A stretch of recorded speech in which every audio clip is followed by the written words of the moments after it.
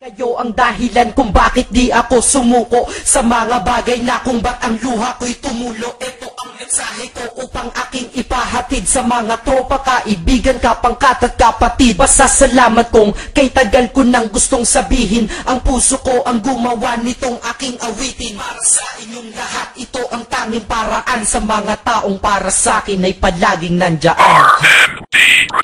Dahilan kung bakit di ako sumuko sa mga bagay na kung ba't ang luha ko'y tumulo. Ito ang mensahe ko upang aking ipahatid sa mga tropa, kaibigan, kapangkat at kapatid. Pasasalamat kong kay tagal ko nang gustong sabihin, ang puso ko ang gumawa nitong aking awitin. Para sa inyong lahat, ito ang tanging paraan sa mga taong para sa akin ay palaging nandyan. Upang ako'y mabigyan ng kalakasan ng loob at manatili na nakatayo at di patataob na kahit na anumang pagsubok na nagdadatingan. Di ako takot pagkat alam kong may malalapitan. Pag ako ay mayroong problema na dinadala, akala ko ako'y nag-iisa, ngunit hindi pala. Alam niyo ba kung bakit?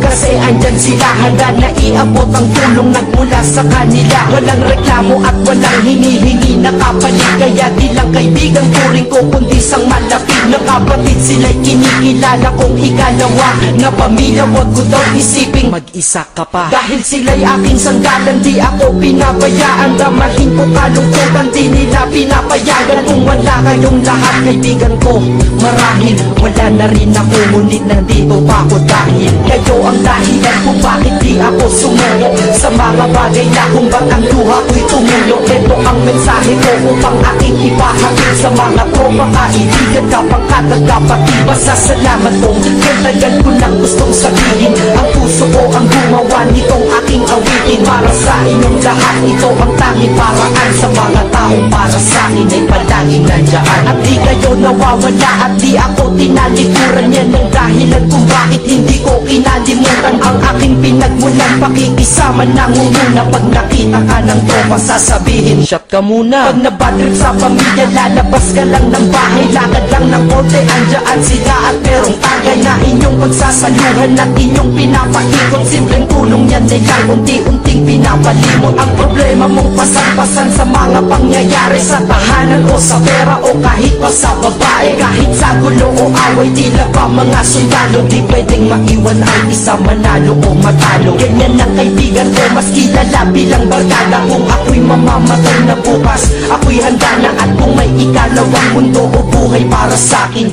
sana magiging tropa ko kayo pa rin. Kayo ang dahilan kung bakit di ako sumuko sa mga bagay na kung ba't ang luha ko'y tumulo. Ito ang mensahe ko upang aking ipahatid sa mga tropa, kaibigan, kapangkat at kapatid. Pasasalamat kong kay tagal ko nang gustong sabihin, ang puso ko ang gumawa nitong aking awitin. Para sa inyong lahat, ito ang tanging paraan sa mga taong para sa akin ay palaging nandyan. Kaya ako'y kontento na dahil kayo'y naging parte ng buhay ko. Sa kabutihan nyo, paano ko gagante? Magtatawagan ng mga tropa, kita-kita lang sa kanto. Pagkatapos didiskarte ng pitselyosi at baso, papaikot ang sombrero para mag-ambagan tropa. Kahit 20 pwede na, basta lamang makakoma.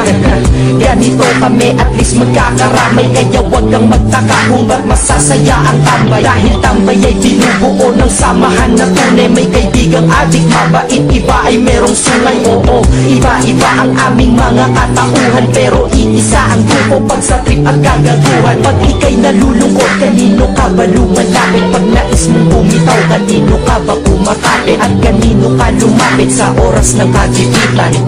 San pa ba Diba sa kaibigan? Kayo ang dahilan kung bakit di ako sumuko sa mga bagay na kung ba't ang luha ko'y tumulo. Ito ang mensahe ko upang aking ipahatid sa mga tropa, kaibigan, kapangkat at kapatid. Pasasalamat kong kantagan ko ng gustong sabihin. Ang puso ko ang gumawa nitong aking awitin. Para sa inyong lahat, ito ang tanging paraan. Sa mga taong para sa akin ay palaging nandiyan.